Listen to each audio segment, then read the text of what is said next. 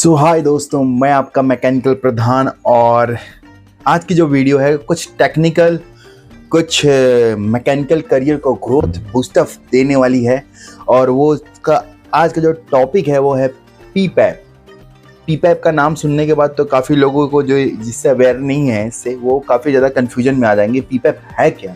लेकिन पीपैप का मतलब प्रोडक्शन पार्ट अप्रूवल प्रोसेस। अच्छा, ये बस केवल नाम से ही पता तो चल रहा है कि हाँ ये क्या चीज़ है, लेकिन इसके बारे में इस वीडियो में हमें डीप में नॉलेज लेनी है।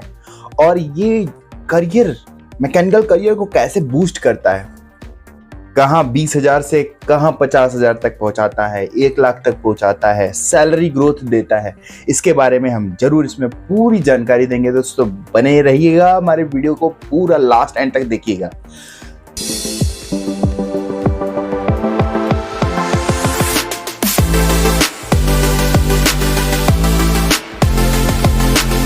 और हाँ दोस्तों, ये जो डॉक्यूमेंट है वही डॉक्यूमेंट है जिसको हर मैकेनिकल कंपनी को ज़रूरत पड़ती है कोई भी पार्ट डेवलप कराने के लिए। इसमें यानी समझ लीजिए, मैं एग्जांपल में अगर देसी भाषा में बोलें तो बच्चा जब पैदा होता है तो उसकी जन्म पत्री बनाई जाती है, उसी तरह इसका भी जन्म पत्री बनाया जाता है। पार्ट की जो जन्म पत्री बनती है, मतलब उसको किस वे में हमने डेवलप किया, कहाँ कौन कौन से प्रोसेस में किया, ये सारी जो है हिस्ट्री है, जन्म कुंडली है, वो सारी इसमें इन्वॉल्व होता है। इसलिए ये थोड़ा सा क्या, ये बहुत ही इम्पोर्टेंट होता है किसी भी पार्ट के। दोस्तों, ये पीपैप के बारे में आज तो जानना है और सभी को इससे सीख के जाना है। तो इसमें जो 18 डॉक्यूमेंट है उसको भी हम पूरा वेल डिफाइंड करेंगे। इस डॉक्यूमेंट में एक्स्ट्रा क्या है, इससे करियर बूस्ट कैसे होता है ये भी बताएंगे। कौन कौन से डॉक्यूमेंट इसमें बनाने पड़ते हैं ये भी बताएंगे। इसके कितने लेवल होते हैं ये भी बताएंगे। और इसके रिकॉर्ड कब तक मेंटेन करना है। अच्छा, मान लीजिए जन्म कुंडली है, उसको कब तक मेंटेन करना है, ये सारी चीजें इस वीडियो में हम आपको बताने वाले हैं। What is the history of PPAP, ये भी जानना जरूरी है कि भाई कहाँ से डेवलप हुआ है। तो ये पीपैप का मतलब production part approval process initially developed by AIAG। AIAG का full form automatic industry action group. Automatic industry action group, इसके बारे में बताऊंगा डिटेल। ये ग्रुप ने in 1993 with input from the 3 big company Ford, Chrysler and General Motor, ये तीनों company ने मिलकर इसे डेवलप किया। When should do PPAP, आप कब PPAP कर सकते हो भाई? Brand new supplier, part equipment engineering change, any fit function performance change, ये सारी चीज़ें जो होती हैं इसमें हमें PPAP करना जरूरी पड़ता है। Any change affecting the critical और सिग्निफिकेंट कैरेक्टरिस्टिक्स, कोई चीज़ें हैं जो कैरेक्टरिस्टिक्स को इम्पैक्ट कर रही है, पार्ट के कैरेक्टरिस्टिक्स को इम्पैक्ट कर रही है, तो हमें डेवलप करना पड़ता है। टूलिंग चेंज अगर कर रहे हैं, न्यू मॉडिफाइड टूल लगा रहे हैं तो हमें पीपैप करने की ज़रूरत है। टूलिंग इक्विपमेंट मूवमेंट अगर करा रहे हैं तो भी हमको करने की ज़रूरत है। मटेरियल अगर चेंज करा रहे हैं तो भी ज़रूरत है। और change of the sub contract for parts, part के जो सब कॉन्ट्रैक्ट हैं अगर कोई चीज़ चेंज होता है तो हमें इसे ज़रूरत पड़ती है करने की। चलिए, व्हाट इज़ द पीपैप, इस टॉपिक को हम लोग कवर करते हैं कि आखिर what is the PPAP. PPAP क्या होता है? PPAP means the production part approval process. सारे कस्टमर के रिक्वायरमेंट्स को मद्देनजर रखते हुए इसे हमें प्रोसेस को डिज़ाइन किया होता है कि जितने भी डॉक्यूमेंट्स, जितने भी प्रोसेस हैं, सारी चीज़ें इसमें इन्वॉल्व होती हैं कि कस्टमर को कोई परेशानी ना हो, कोई रिगार्डिंग एक पर्टिकुलर पार्ट को लेके। इसमें जब हम इसके डॉक्यूमेंट्स को क्लियर करेंगे तो आपको क्रिस्टल क्लियर हो जाएगा ये आखिर में ये क्यों बनाया जाता है। तो पहला, अब हम इसके बारे में और जानेंगे क्या पीपैप प्रोसेस रिक्वायरमेंट क्या क्या है। तो सिग्निफिकेंस प्रोडक्शन रन, जो हम पीपैप बनाते हैं ना, पीपैप की क्या कंडीशन है उसको हमें बता दूं तो सिग्निफिकेंट प्रोडक्शन रन, जब हमारा प्रोडक्शन रन हो रहा है वो सिग्निफिकेंट उसी इन्वायरमेंट में हो रहा है तो हमें जरूरत पड़ती है। For production part products for a PPAP shall be taken from the significant production run. This production run shall be from the 1 hour to 8 hours of production. जैसा कि बता रखा है कि बताया कि 8 आवर्स 1 आवर से 8 आवर्स के जो बीच का प्रोडक्शन जो हमने एक मतलब एक हमने जो सैंपल जिस समय डेवलप किया था वो ही इन्वायरमेंट हमें ला के देना होता है ड्यूरिंग प्रोडक्शन टाइम। और हमें ये दिखाना होता है कि हम अगर प्रोडक्शन में हम इस पार्ट को लिए हैं तो उस समय हमारा पीपैप हम ये जो किए हैं इसमें कोई फेलियर नहीं है। हम सेम जैसा हमने सैंपल डेवलप करने के समय हमने इस इन्वायरमेंट क्रिएट किया था वही सेम यहाँ पे है।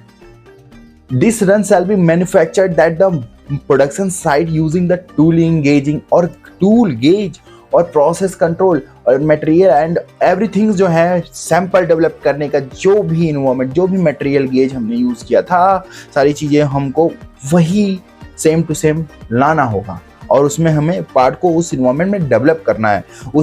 उसमें हमने क्या करना है रन कराना है पार्ट को कि कोई विदाउट फेलियर।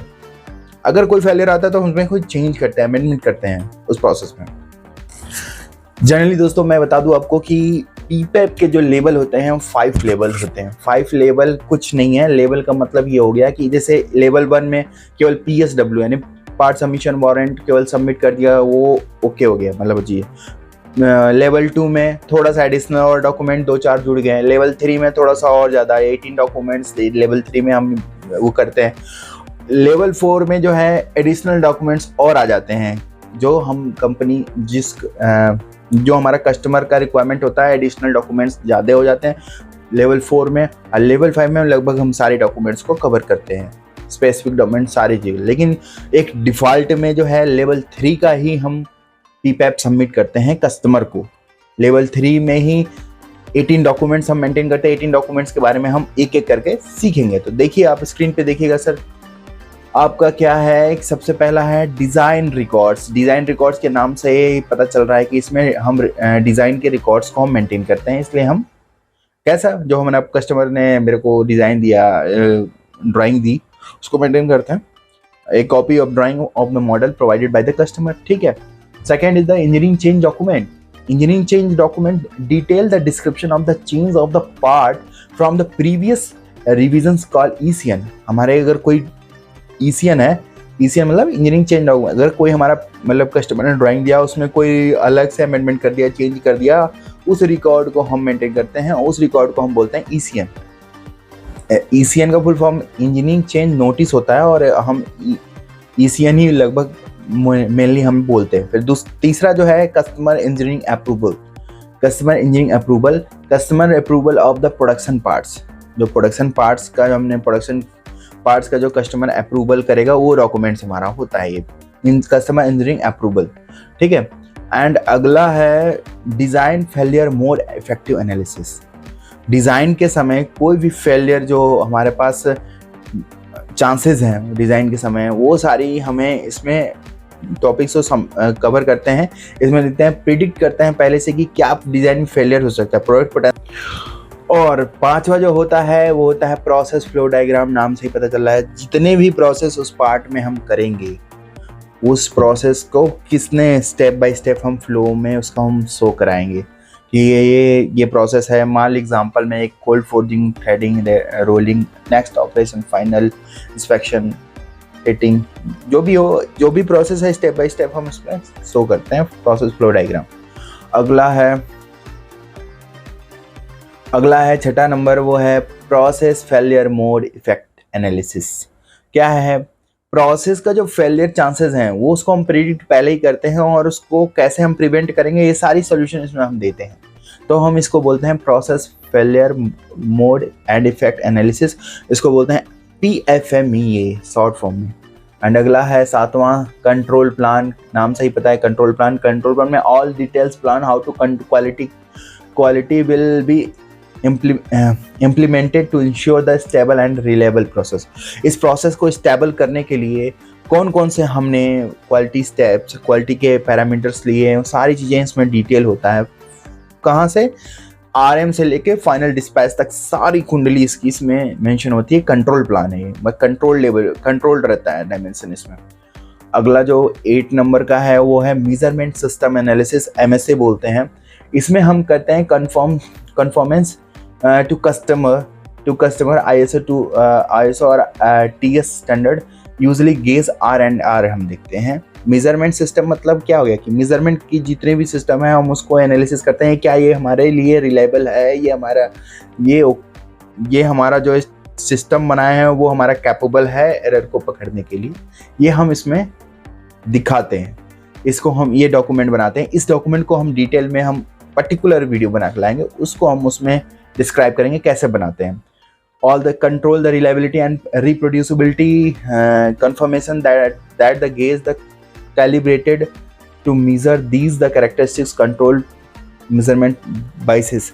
मतलब हमारा इंस्ट्रूमेंट जो है कैपेबल है इस पार्ट्स को चेक करने के लिए, ये है, ये सारी चीज शो करता है इसमें। अगला है dimensional result, a list of every dimensions noted a balloon drawing or the model and pass and fail against। हम बैलून ड्राइंग से हम डायमेंशनल रिजल्ट्स को हम एनालिसिस करते हैं और उसको हम बोलते हैं सैंपल इंस्पेक्शन रिपोर्ट भी उसको बोलते हैं। इंस्पेक्शन करके हम रिपोर्ट्स रिकॉर्ड में रखते हैं। अगला हमारा जो है 10वां नंबर का है material performance test results. Material performance test result का मतलब हो गया कि जितना भी हमने मटेरियल का परफॉर्मेंस चेक किया, जैसे RM को हमने चेक कराया लेबोरेटरी में, वो सारे परफॉर्मेंस जितने भी हमारे रिपोर्ट्स हैं वो हम इसमें मेंटेन रखते हैं। Summary of the test performed on the parts usually in the form of DB and design verification and plan and reports. मतलब वही है, सारे इंस्पेक्शन रिपोर्ट्स के RM की जो है इसमें हम मेंटेन करते हैं। सो दोस्तों अगला है इनिशियल प्रोसेस स्टडी में हम SPC को मेंटेन करते हैं, स्टैटिस्टिकल प्रोसेस कंट्रोल को। इसको भी हम क्लियर करेंगे कि इसमें हम कैसे इस डॉक्यूमेंट को बनाते हैं, ये भी हम सारी चीज़ें इस अगले वाली वीडियो में बना के लाऊंगा नेक्स्ट वीडियो में। एंड अगला है 12 नंबर है क्वालिफाइड लेबोरेटरी डॉक्यूमेंट के हिसाब से आप समझ रहे होगे क्वालिफाइड डॉक्यूमेंट, जितने भी क्वालिफाइड लेबोरेटरी में हम टेस्ट करते हैं हार्डनेस, जो भी हार्डनेस RM की हार्डनेस एंड मटेरियल का प्रूफ लोड, एवरीथिंग एल्स जो भी हम लेबोरेटरी में चेक करते हैं वो हमारा क्वालिफाइड लेबोरेटरी टेस्ट डॉक्यूमेंट के अंतर्गत आता है। अगला है अपीयरेंस अप्रूवल रिपोर्ट, मतलब हमारा जो हमारा पार्ट की फिटमेंट होती है हम उसको अपीयरेंस अप्रूवल रिपोर्ट में हम शो कराते हैं कि पार्ट जो हमारा फिटमेंट में कोई दिक्कत नहीं है, अपीयरेंस में कोई दिक्कत नहीं है। अगर आपके पास मास्टर सैंपल है तो मास्टर सैंपल से कंपैरिजन करते हैं और कंपैरिजन करके हम देखते हैं कि इसमें और हमारे जो डेवलप किया हुआ पार्ट में कोई अंतर नहीं है, इसलिए हम अपीयरेंस अप्रूवल रिपोर्ट देते हैं।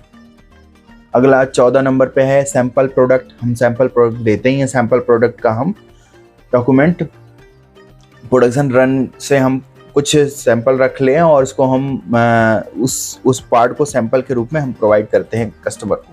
अगला है मास्टर सैंपल। मास्टर सैंपल में हम क्या करते हैं, कस्टमर द्वारा दिया गया कोई मास्टर सैंपल, कुछ स्पेसिफिक कोई प्रोडक्ट बनाना है, वो उसको कस्टमर ने हमें प्रोवाइड कर दिया कि ये इस पार्ट के अकॉर्डिंग आपको बनाना था, वो हमारे लिए वो मास्टर सैंपल हो गया। वो मास्टर सैंपल को हमको मास्टर सैंपल के सारे हम टेस्टिंग करा के सारे डॉक्यूमेंट्स हम उसमें मेंटेन रखते हैं कि हम कोई दिक्कत आएगी अगली बार तो हम ये दिखा सकते हैं कि मास्टर सैंपल हमारा।